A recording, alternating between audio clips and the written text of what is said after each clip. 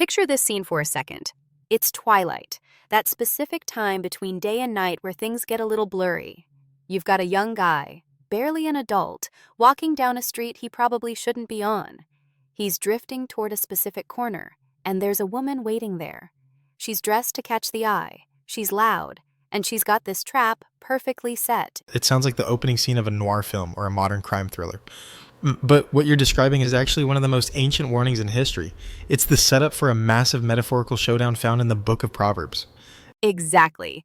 It feels incredibly cinematic. We're looking at these 3 chapters, 7, 8, and 9, and honestly, it reads like a psychological drama. You have this young man void of understanding, and he's walking straight into an ambush. But it's not a mugging. It's a seduction. And the seduction is terrifyingly detailed. The text doesn't shy away from it. This woman, let's call her folly personified. She grabs him, she kisses him, and she hits him with a sensory overload.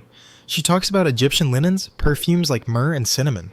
She paints this picture of a safe, secret world where consequences don't exist because the husband is away on a long journey. That's the kicker, isn't it? The promise of 0 consequences. She literally says, "Come, let's take our fill of love." It sounds so appealing in the moment, but the narrator uses this brutal imagery to describe what's actually happening. He says the kid follows her like an ox going to the slaughter. Or a bird flying into a snare. It's that total lack of awareness. The bird doesn't know the trap is going to cost its life. And that's the tragedy of chapter 7. It's about how ignorance and the allure of the immediate can destroy you. But then, just as the camera fades to black on that grim scene, chapter 8 opens, and the tone shifts completely. Right, the camera pans up. We go from the dark, lurking street corner to the high places. Suddenly, we aren't hearing whispers in the dark. We're hearing a voice shouting from the city gates. Enter Lady Wisdom.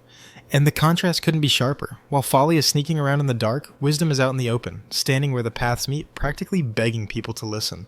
And her pitch is fascinating. She doesn't offer a secret fling, she offers reality. She really does. She talks about truth, righteousness, and justice. But what struck me is how she validates herself. She doesn't just say, "I'm smart," she claims to be part of the very fabric of the universe.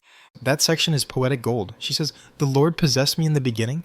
Before the oceans, before the mountains were settled, wisdom was there as a craftsman by God's side." It's a profound philosophical claim that the universe isn't random. It's built on order, logic, and wisdom. So when you choose wisdom, you're aligning yourself with the way the world actually works. Versus aligning yourself with chaos. Precisely. And that brings us to the climax in chapter 9. This is where it all comes together. You basically have 2 dinner parties being hosted at the same time. The tale of 2 tables. Exactly. On one side, Wisdom has built her house. She's hewn out 7 pillars, which implies this massive, stable structure. She's prepared meat, mixed her wine, and she sends out invitations to the simple. She says, "Come, eat of my bread." It's an invitation to life and maturity. But then, you cut back to that other woman. Folly is also sitting at her door, also calling out to the simple. But her menu is different. It's disturbing. She doesn't have a feast prepared. She offers stolen water and bread eaten in secret. Stolen water is sweet. That line gave me chills. It perfectly encapsulates why we make bad decisions. It's the thrill of the forbidden. It's easier to steal water than to dig a well, right? That's it. Wisdom is work. It's hewing pillars. It's preparing the meat. Folly is lazy. It's about what you can take, what you can get away with in secret. It appeals to that part of us that wants the reward without the effort. But the text drops a hammer at the very end. The twist ending. The narrator says about the guest of Folly, he does not know that the dead are there, that her guests are in the depths of Sheol. It turns out Folly's house isn't a party. It's a mausoleum. It's a haunted house. You think you're getting a secret pleasure, but you're actually stepping into a grave. It really frames life as a binary choice. You are either walking toward the house with the 7 pillars, or you're walking toward the house of shadows. And there isn't really a middle ground. You're either growing wiser or you're dying foolishly. The text mentions that if you correct a wise person, they love you for it. If you correct a scoffer, they hate you. That reaction to correction is the litmus test for which path you're on. That's a humbling thought. It makes you check your own ego.